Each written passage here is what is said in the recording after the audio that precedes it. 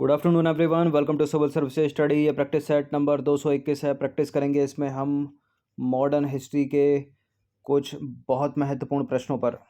ठीक है, ये प्रश्न जो है इम्पोर्टेंट है और बनते ही बनते हैं एग्जाम में किसी भी स्टेट पीसीएस के। इस टेस्ट सीरीज़ की आप प्लेलिस्ट डिस्क्रिप्शन बॉक्स में एक लिंक है, उससे प्राप्त कर सकते हो। वहाँ पर आप टेस्ट नंबर 1 से लेकर 221 तक पहुँच सकते हो। और इस सीरीज़ की पेड सीरीज़ आप प्राप्त कर सकते हो। डिस्क्रिप्शन बॉक्स में मेरा नंबर है, उस पर कॉल या व्हाट्सअप करके, जिसमें मिलेंगे आपको full test PDF format with complete solution के साथ। तो बिना किसी देरी के क्वेश्चन नंबर 1 का आंसर करिए। तो क्रिप्स मिशन से रिलेटेड कुछ स्टेटमेंट है यहाँ पर, बताना कि इनमें से कौन सा करेक्ट है। 1942 में भारत आया था क्रिप्स मिशन, और इस मिशन के अध्यक्ष स्टैफोर्ड क्रिप्स भारतीय राष्ट्रीय आंदोलन के पहले समर्थक थे। और इस मिशन का उद्देश्य भारत में पूर्ण स्वतंत्रता स्थापित करना था। क्या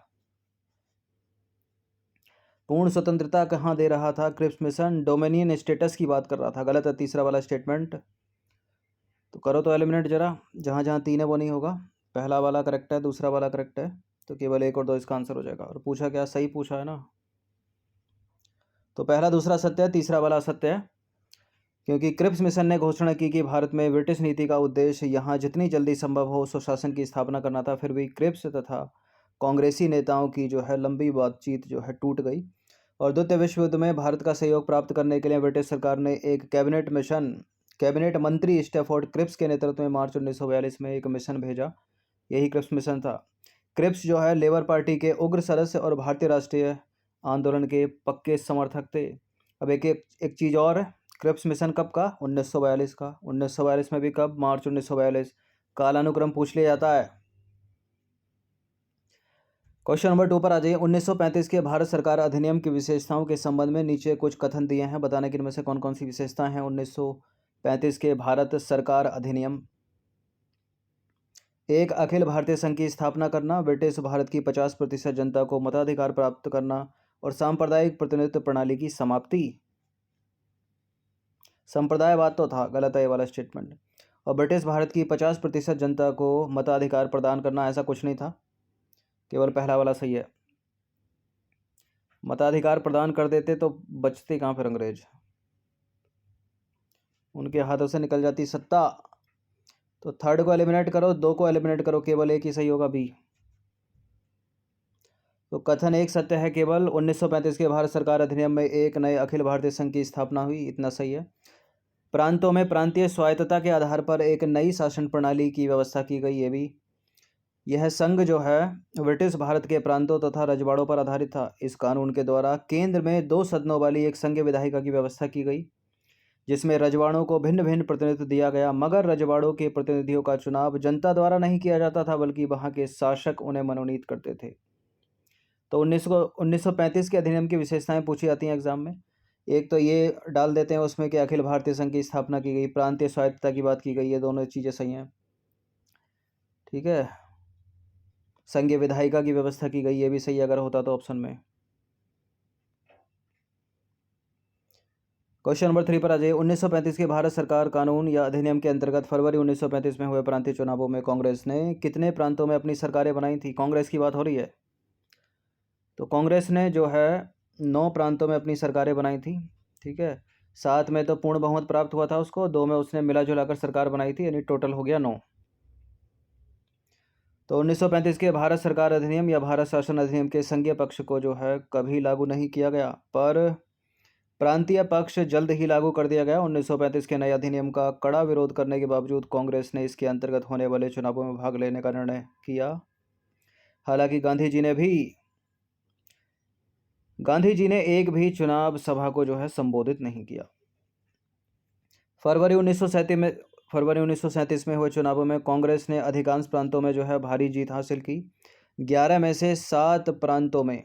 ठीक है, जुलाई 1937 में कांग्रेसी मंत्रिमंडल बने। बाद में कांग्रेस ने 2 प्रांतों में साझी सरकारें बनाई, यानी 7 और 2 हो गया 9। इस तरह कांग्रेस ने कुल 9 प्रांतों में अपनी सरकारें बनाई, जिनमें से 7 प्रांतों में उसको पूर्ण बहुमत प्राप्त हुआ और 2 में मिली जुली सरकार, टोटल हो गया 9। अब ये बताइए, ऐसे भी तो पूछा जा सकता है ना प्रश्न, 1937 के प्रांतीय चुनावों में किन प्रांतों में गैर कांग्रेसी सरकारें बनी थी? 9 प्रांतों में तो कांग्रेस की सरकार बनी, लेकिन गैर कांग्रेसी सरकार भी तो बनी। असम बम्बई में कांग्रेसी सरकार बनी, बंगाल और पंजाब में गैर कांग्रेसी सरकार बनी, यही अपने को बताना है। तो तीसरा चौथा इसका आंसर सी। तो 1937 के प्रांतीय चुनावों में केवल बंगाल और पंजाब प्रांत में ही गैर कांग्रेसी मंत्रिमंडल बने। पंजाब में कम्युनिस्ट पार्टी ने सरकार बनाई थी और बंगाल में कृषक प्रजा पार्टी और मुस्लिम लीग ने मिलकर सरकार बनाई थी। अलग से पूछा जाता है प्रश्न ये। क्वेश्चन नंबर 5 पर आ जाइए। 1938 के कांग्रेस के हरिपुरा अधिवेशन में सुभाष चंद्र बोस के अध्यक्ष निर्वाचित हुए। 1938 में कांग्रेस के हरिपुरा अधिवेशन में सुभाष चंद्र बोस कांग्रेस के अध्यक्ष निर्वाचित हुए। इस समय कांग्रेस ने आर्थिक योजना का विचार अपनाया और एक राष्ट्रीय योजना समिति बनाई। इस राष्ट्रीय योजना समिति का अध्यक्ष किसे बनाया गया था, ये बताना है आपको। पंडित जवाहरलाल नेहरू को। तो 1938 में हरिपुरा अधिवेशन में सुभाष चंद्र बोस जो है कांग्रेस के निर्विरोध अध्यक्ष चुने गए और उन्होंने जवाहरलाल नेहरू की अध्यक्षता में एक राष्ट्रीय योजना समिति बनाई। तो सी है इसका आंसर। थोड़ा तीव्र गति से इसमें चल रहे हैं हम, क्योंकि बड़े स्टेटमेंट है इसमें थोड़े। कांग्रेस सोशलिस्ट पार्टी की स्थापना किसने की थी? प्रश्न वही है, शायद कल या परसों के टेस्ट में भी था। सोशलिस्ट लिखा है यहाँ, वहाँ समाजवादी लिखा है। तो कांग्रेस समाजवादी पार्टी या सोशलिस्ट पार्टी की स्थापना किसने की थी? आचार्य नरेंद्र देव और जयप्रकाश नारायण ने। ऑप्शन नंबर बी है इसका आंसर। तो आचार्य नरेंद्र देव और जयप्रकाश नारायण के नेतृत्व में कांग्रेस समाजवादी पार्टी या इंडियन सोशलिस्ट पार्टी की स्थापना हुई थी। कब? 1934 में। अलग से प्रश्न पूछा जाता है। क्वेश्चन नंबर 7 पर आ जाइए। निम्नलिखित कथनों पर विचार करना है, इनमें से बताना है कि इनमें से कौन सा करेक्ट है। 1936 में स्वामी सहजानंद सरस्वती की अध्यक्षता में पहला अखिल भारतीय किसान संगठन बना और 1940 में मुस्लिम लीग ने एक प्रस्ताव पारित करके मांग की कि पाकिस्तान नाम का एक अलग राज्य बनाया जाए। एग्जामिनर अगर इसमें दिमाग दौड़ाएंगे तो क्या कर सकते हैं गलती कराने के लिए? स्वामी सहजानंद सरस्वती की जगह आचार्य नरेंद्र देव या कुछ और रख सकते हैं। 1940 की जगह 1938 39 रख सकते हैं। एलिमिनेट ही तो करवाना है।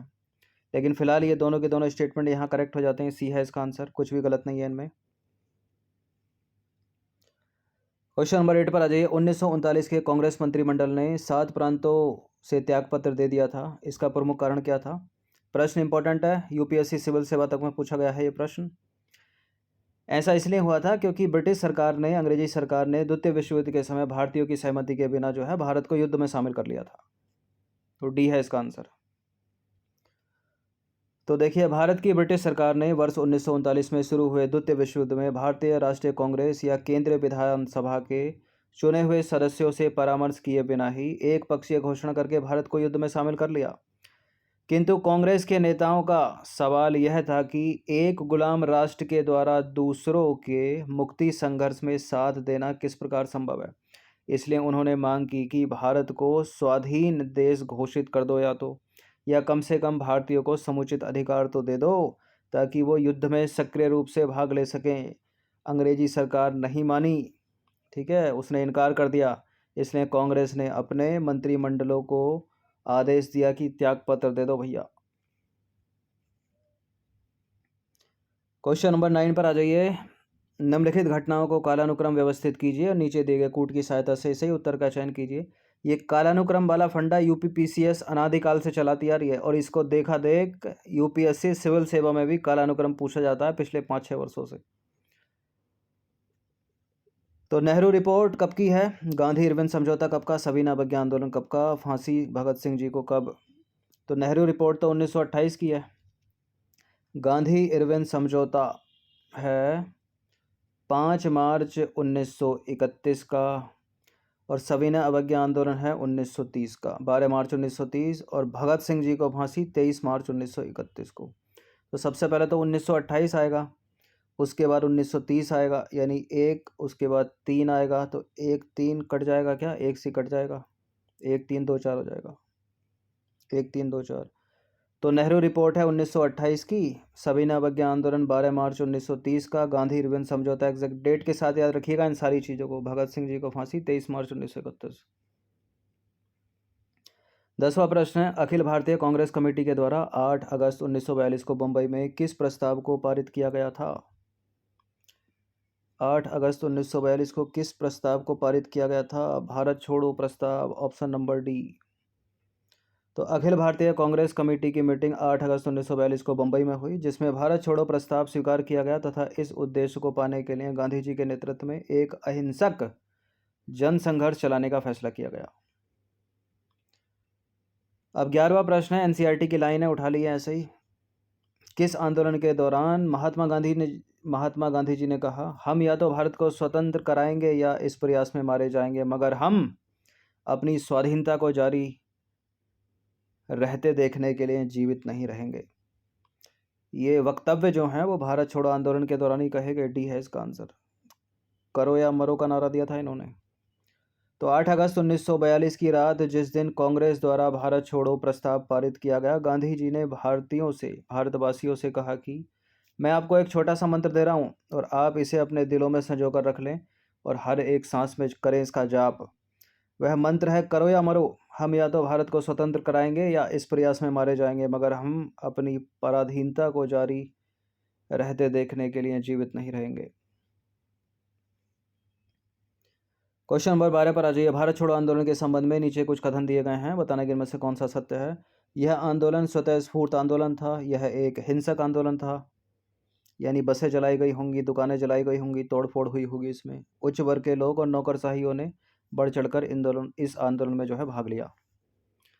देखिए, इस आंदोलन में उच्च वर्ग के लोग और नौकरशाहियों ने भाग नहीं लिया था, वो न्यूट्रल थे, उन्हें कोई मतलब ही नहीं था। गलत है तीसरा वाला स्टेटमेंट, काटो तो थर्ड से, ये चला जाएगा, ये चला जाएगा, केवल एक और दो सही है।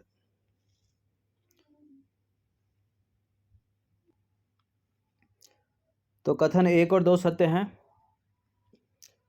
कांग्रेस ने 8 अगस्त 1942 को भारत छोड़ो प्रस्ताव पारित किया और अगले ही दिन 9 अगस्त को सवेरे ही गांधी जी तथा अन्य कांग्रेसी नेताओं को गिरफ्तार कर लिया गया और एक अनजानी जगह पर उन्हें कैद कर दिया गया। कांग्रेस को एक बार पुनः गैर कानूनी संस्था जो है घोषित कर दिया गया और इन गिरफ्तारियों की खबर ने जो है पूरे देश में हड़कंप सा मचा दिया और हर जगह विरोध प्रदर्शन होने लगा। एक स्वतः स्फूर्त आंदोलन उठ खड़ा हुआ।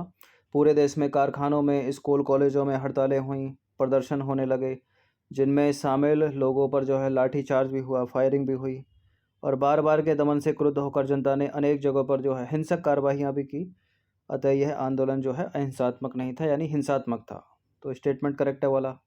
तीसरा वाला गलत है, क्योंकि भारत छोड़ो आंदोलन के दौरान उच्च वर्ग के लोग तथा नौकरशाह सरकार के वफादार बने रहे, ब्रिटिश सरकार के वफादार, उधर की तरफ झुकते रहे वो। क्वेश्चन नंबर 13 पर आ जाइए। भारत छोड़ो आंदोलन के दौरान किन जगहों पर समानांतर सरकार की स्थापना की गई थी?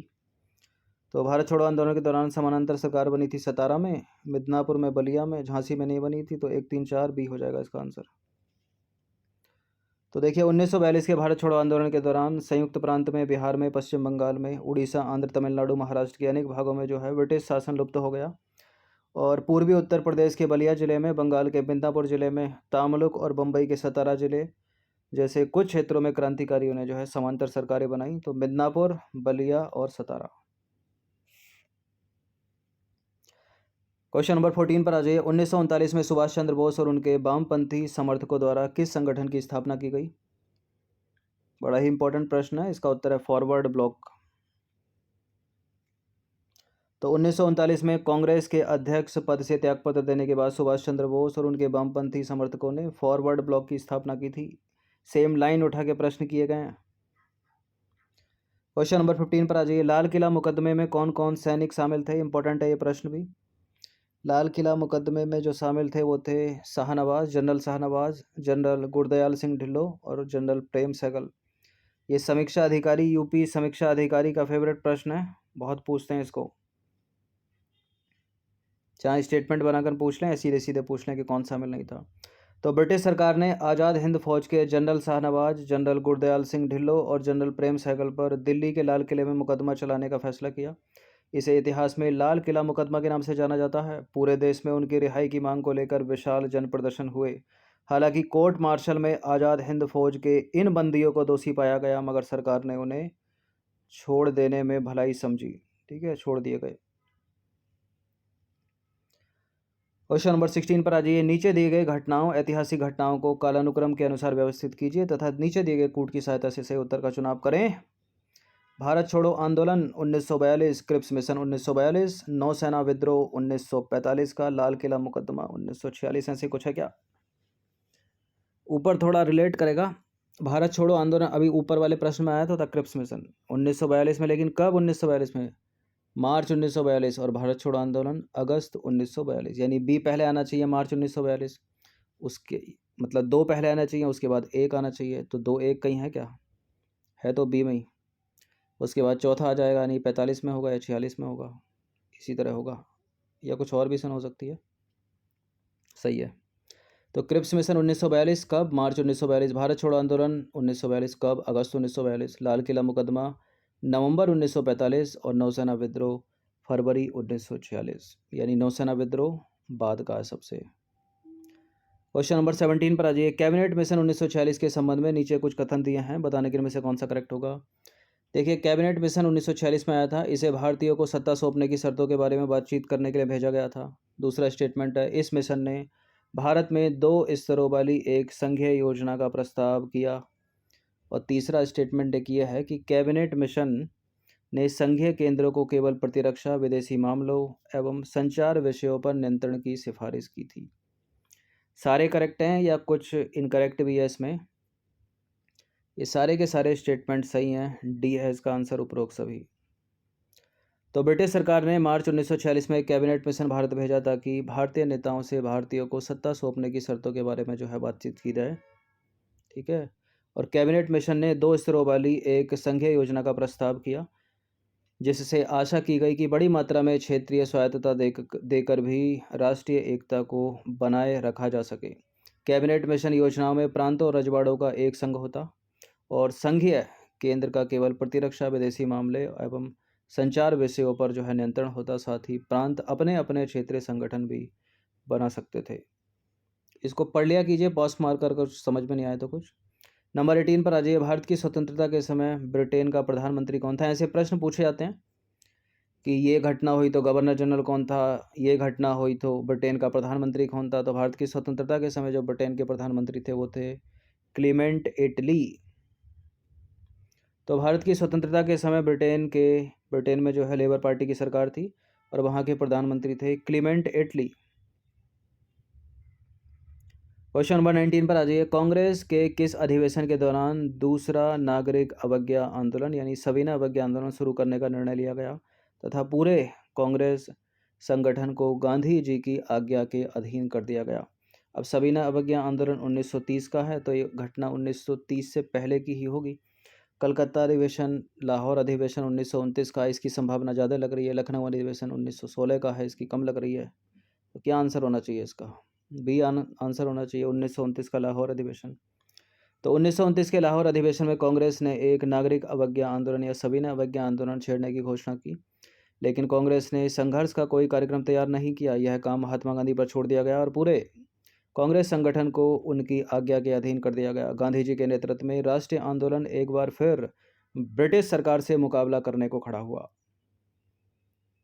अब हम अंतिम प्रश्न की तरफ अग्रसर होते हैं। आसान सा प्रश्न है, प्रश्न रिपीटेड है, इंपॉर्टेंट है, कॉम्पिटिटिव एग्जाम का फेवरेट। भारत में कम्युनिस्ट पार्टी की स्थापना किस वर्ष हुई थी? सीधे सीधे बता दीजिए इसका उत्तर। इसका उत्तर या तो 1920 है या 1925 है। क्या है? 1925, 1925। तो भारत में 1925 में कम्युनिस्ट पार्टी की स्थापना हुई। इसके अलावा देश के अनेक भागों में मजदूर किसान पार्टियां बनी और इन पार्टियों और समूहों ने मार्क्सवादी और कम्युनिस्ट विचारों का जो है प्रचार किया। ठीक है, तो 1925 में कम्युनिस्ट पार्टी की स्थापना। तो ये मॉडर्न हिस्ट्री के कुछ मोस्ट इंपॉर्टेंट प्रश्न हैं, इनकी प्रैक्टिस 1 से 2 बार कर लीजिएगा। ये इसका पार्ट 1 था, अभी ख़त्म नहीं हुआ है। ठीक है, अभी एक पार्ट और आएगा, इसमें और प्रश्न ऐड करेंगे, तब जाकर इसकी कंप्लीट प्रैक्टिस होगी। बाकी जिनको पीडीएफ फॉर्मेट के साथ और अलग से और भी टेस्ट इंपॉर्टेंट प्रश्न चाहिए करंट अफेयर्स वगैरह के, तो आप 149 की हमारी एक पेड सीरीज़ चल रही है टेलीग्राम पर, उसको ज्वाइन कर लीजिए। ठीक है, ये सब अच्छे से अगर आपने पढ़ लिया ना तो कट ऑफ क्लियर हो जाएगा, किसी का भी नहीं रुकेगा। बस ये है कि आप एग्ज़ाम हॉल तक अच्छे से रिकॉल कर पाओ, चीज़ों को याद कर पाओ, ये नहीं कि हौच पौच कर गए सब। ठीक है, बाकी हर तरह से प्रैक्टिस करा रहा हूँ। ठीक है, कुछ छोड़ नहीं रहा हूँ। धन्यवाद।